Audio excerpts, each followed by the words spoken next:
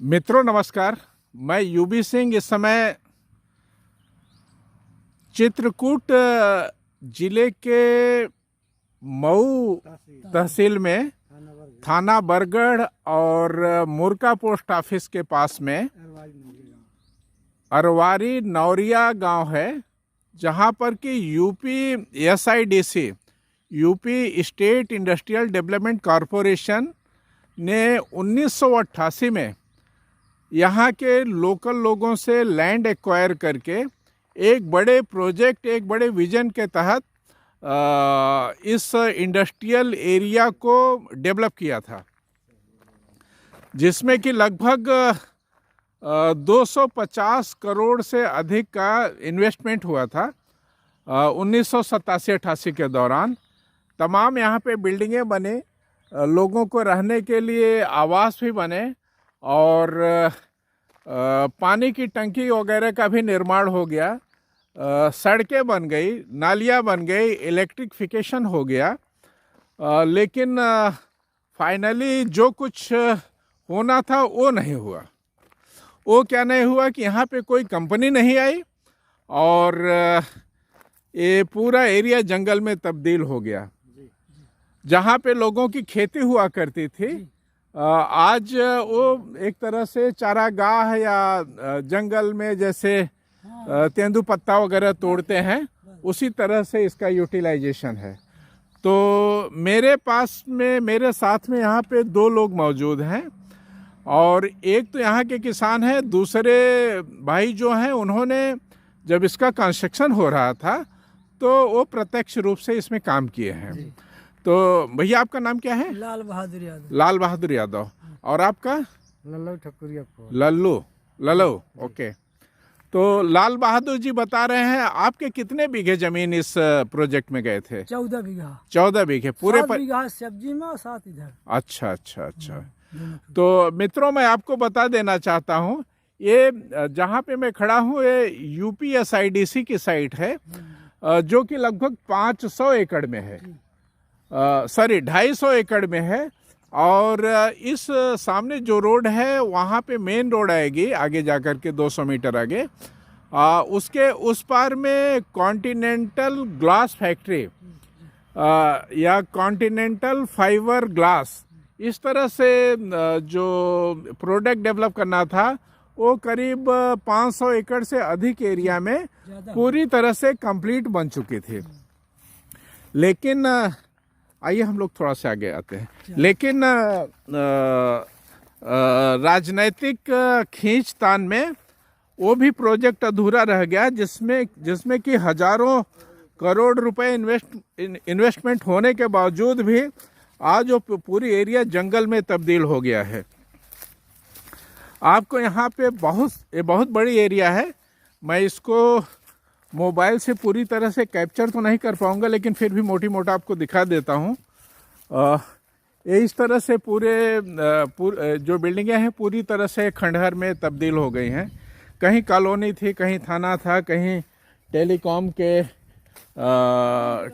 की ऑफिस थी, दूरभाष केंद्र, और ये सेप्टिक टैंक वगैरह आप देख ही रहे हैं, सोक पेट, और इस तरह से बहुत सारा यहाँ पे लगभग कंप्लीट हो गया था। लेकिन उसके पश्चात में अचानक सब कुछ बंद हो गया और ये एरिया अभी भी खंडहर में तब्दील हो रहा है, धीरे धीरे हो ही गया है, क्योंकि इसकी पूरी आरसीसी डैमेज हो गई है। और आरसीसी डैमेज हो गई। आप देख रहे हैं कि ये इसके तमाम जो कंस्ट्रक्शन के हिस्से हैं वो इस तरह से हैं।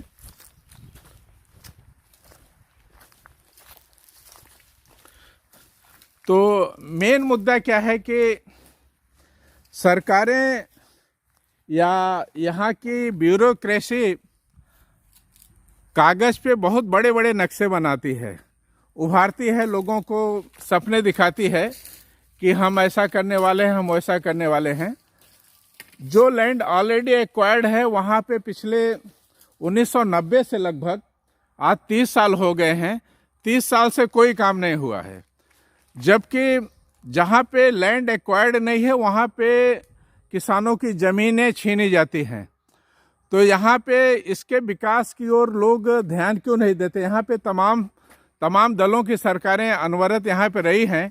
बुंदेलखंड इतनी बुरी स्थिति से गुजर रहा है और प्रयागराज से भी इसकी दूरी हार्डली 50 किलोमीटर ही है, 50-55 किलोमीटर। तो इसका विकास क्यों नहीं हो सकता है? तो लाल बाबू जी, लाल बहादुर जी बताइए, यहाँ पे कुछ फिर सरकारी लोग यहाँ पहुँचे थे रहने के लिए या सिर्फ निर्माण करा करके वो लोग चले गए? कुछ दिनों तक वह सुपरवाइजर रहते रहे हैं, फिर बाद में 1-2 लोग रहते हैं बस, वही के बाद। अच्छा, 1-2 जी में गार्ड रहते हैं। गार्ड रहते हैं वहाँ ग्लास फैक्ट्री में, गार्ड रहते हैं जहाँ पे हजारों करोड़ रुपए इन्वेस्टमेंट हुए। सामान बहुत रहा, सब चला गया, सब छीना झपटी कर लिए। हाँ, लोहा सरिया बहुत सामान रहा। जी। बिल्डिंगे पर यहाँ सब बिल्डिंगों पास तो बहुत ही तो कहा है। जी। तो मित्रों, यही स्थिति है। ये देश का दुर्भाग्य है। घरों में बैठा या गांव में रहने वाला किसान पूरे हालात को नहीं जानता है, लेकिन ये ज़मीनें एक्वायर कर ली जाती हैं और उसको बरसों बरस इसी तरह से पेंडिंग बना करके रखते हैं। न तो उसका यूटिलाइजेशन होता है और पैसे भी लगाते हैं तो उसका कुछ मतलब नहीं होता है, क्योंकि इनका कुछ विजन ही नहीं है। अगर इनका विजन होता तो एक खंडहर में तब्दील होने से पहले ही यहाँ पे तमाम यूनिट वगैरह आकर के रन करती। ग्लास फैक्ट्री यहाँ पे लगने का मेन उद्देश्य था कि सिलिका सैंड से ही ग्लास बनाया जाता है और यहाँ पे स्थानीय लेवल पे सिलिका सैंड यहाँ पे पाया जाता है, तो इसीलिए यहाँ पे इसकी स्थापना की गई थी। लेकिन 1990 आते आते जैसे ही ग्लास फैक्ट्री रेडी हो गई, फिर कंपनी को रन नहीं किया। नई नवेली कंपनी रेडी हो करके खंडहर में तब्दील हो गई। हाँ लल्लू जी, आप कितने सालों तक यहाँ पे काम किए थे? हमने 3 साल काम किया। अच्छा 3 साल। उस समय मजदूरी वगैरह क्या थी? 10 रुपए। 10 रुपए औरतों को, 15 रुपए मर्दों को। अच्छा। तो आप समझ लीजिए मित्रों की कितना समय बीत गया कि जिस समय 10 रुपए मजदूरी थे, आज उसकी जगह 400-450 रुपए हो गए हैं। तो इतना फासला हो गया, लेकिन यहाँ इस जगह पे कोई विकास नहीं हुआ, बल्कि जो पैदा होता था वो भी बंद हो गया। और जिन किसानों की जमीन ले गई थी, आपको मुआवजा कितने रुपए बीघे के हिसाब से दिया गया? 700 साहब, कुछ 1500, कुछ 700। अच्छा, कुछ लोगों को 700 रुपए, कुछ लोगों को 1500 रुपए बीघे के हिसाब से दी गई थी। आप अंदाजा लगाइए कि 1500 या 700 रुपए बीघे में एक्वायर किया हुआ जमीन आज जो सारे किसान भूखमरी या गरीबी रेखा के नीचे में आ गए हैं। न तो कंपनी बनी, न तो इन्हें कुछ दिया गया, और इनकी 15 बीघा, 10 बीघा, 18 बीघे जमीन सब एक्वायर कर ली गई है। नौकरी का लालच दे के, मतलब कि नौकरी मिलेगी सब, सब परिवारों को सब नौकरी मिलेगी और विकास होगा। तमाम बड़े बड़े लोग आएंगे, कमरे लेंगे, और सारे सपने धरे के धरे रह गए, और जो भी नमक रोटी चलती थी वो भी बंद हो गई। घूमेंगे, 10 बीघा जमीन हमारी खुद ही इसमें है। हाँ। जी। मित्रों बता रहे हैं कि इनके पास 10 बीघे जमीन थी, पूरी की पूरी जमीन एक्वायर हो गई UPSIDC के उसमें, और भूमिहीन हो गए। ऐसी स्थिति लगभग पूरे गांव की हो गई। एक छोटा सा गांव है और यही स्थिति है। मैं आग्रह करता हूं कि यहाँ पे विकास होना चाहिए। इसको नए सिरे से एक बार सोचने की ज़रूरत है कि इतनी बड़ी ज़मीन, इतने बड़े प्रीमाइसेस को खंडहर में कैसे तब्दील किया गया। क्या यहाँ पे कुछ नहीं तो आप इंजीनियरिंग कॉलेज खोलते, मेडिकल कॉलेज खोलते, कुछ तो मूवमेंट होना चाहिए था। फैक्ट्रियाँ यहाँ पे आनी चाहिए थी। तो जिन उद्देश्यों को लेकर के यहाँ पे इसकी स्थापना की गई थी, उस पे कार्य होना चाहिए। मैं आशा करता हूँ कि मेरा वीडियो आपको पसंद आएगा। नमस्कार।